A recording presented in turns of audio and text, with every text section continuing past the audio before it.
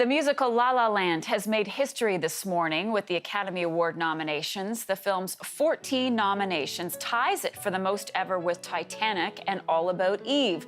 La La Land is represented in a slew of categories, including Best Picture, Best Director, Best Actress for Emma Stone, and Best Actor for Canadian Ryan Gosling, his second nomination.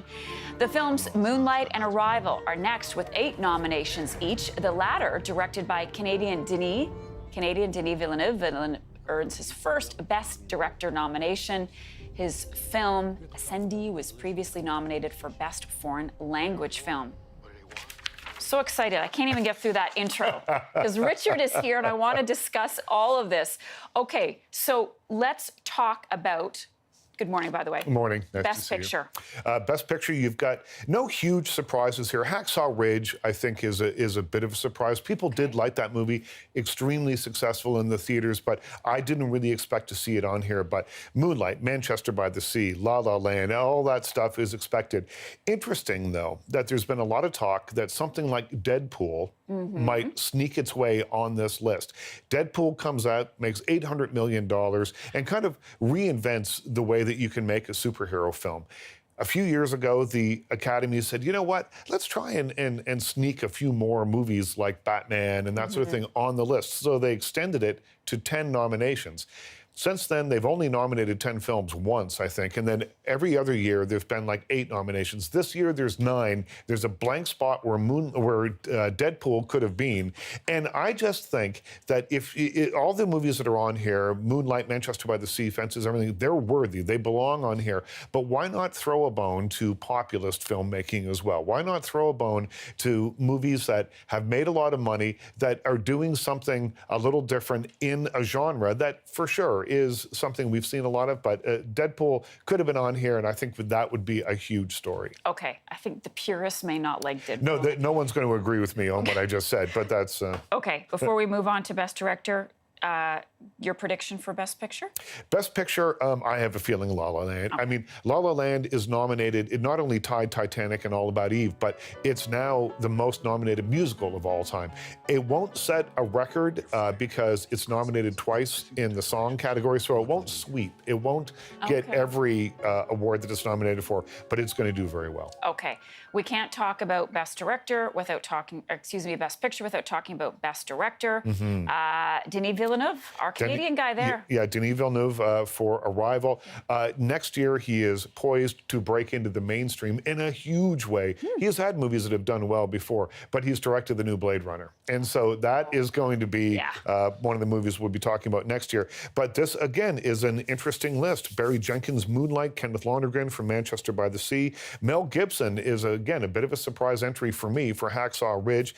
And Damien Chazelle, who directed La La Land, is probably going to win this if the awards and the Guild Awards and things that have come already are any indication. That looks to be his award to lose. It felt like Hollywood had really turned its back on Mel Gibson for a long time. So well, they had, and he them. I mean, he stayed out of the way. He made the odd film here and there. He is in one of the expendable films. Made a movie called The Beaver with his friend Jodie Foster. But this movie, I think, has brought him back. And it's one of those things. It's a combination of time plus box office. Let's be real here. This movie made a lot of money. Okay. Best Actress in a Leading Role. We have Natalie Portman for Jackie, Emma Stone for La La Land, Isabelle Huppert for Elle, Meryl Streep for Florence Foster Jenkins, Ruth Negga for Loving. Well, of these, Meryl Streep is the surprise here for me. Florence Foster Jenkins is a really fun movie. She's good in it. She's good in everything. So how do you judge really from one performance to the next? Well, but, Donald Trump doesn't think so. But I wonder, where's Annette Bening here? Like she, I think, could have for 20th Century Women. And so I think Annette Bening, Amy Adams for Arrival could have easily been on this list. Ruth Negga, I'm so happy to see on here because she is supremely talented and she's wonderful in this movie. You love that movie. And I love that movie. So of all this, though, I think that it's Emma Stone's to lose again for La La Land, although Jackie and the performance of Natalie Portman, Emma Stone and Natalie Portman will be arm wrestling backstage probably for this. Okay, and I want like sound effects or a drum roll or something. Best actor, we've got Ryan Gosling for La La Land, Casey Affleck for Manchester by the Sea, Denzel Washington, Fences, Andrew Garfield, Hacksaw Ridge, and Viggo Mortensen for Captain Fantastic. Viggo Mortensen's a bit of a surprise on this list. Again, I think Casey Affleck, if he doesn't win this, it'll be a huge surprise. This is going to be, I think, where the La La Land train kind of pulls into the station and pauses for a moment. It's a great performance from Ryan Gosling in this, and people love him, and he sings, and he dances, and he does all kinds. He's got those eyes. And he's got those eyes, and he emotes, he does all that stuff. But I think that Casey Affleck, Manchester by the Sea, is the one that's going to take this one. In this category. In this category. Okay, we've got a little bit of time left. Any big snub for you? Well, yeah, the snubs for me, I mean, I think Martin Scorsese for Silence. You've got a guy that's made a passion project, a movie that hasn't done all that well commercially, but that doesn't seem to matter to the Academy particularly. He's made a big, epic movie about some really important stuff, and he didn't get nominated. Clint Eastwood for Sully, I thought, might sneak on that list. Maybe Tom Hanks as an actor for Sully. The Birth of a Nation, around this time last year at Sundance, it was the biggest sale ever to come out of Sundance for a distribution deal, and it is nowhere to be found here on this list at all.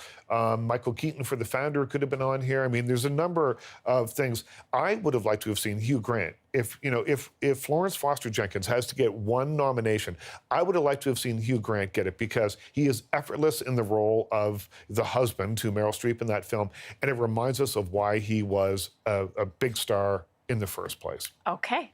Richard, thank you so much. You. Checking one out this afternoon. Go to the movie. Still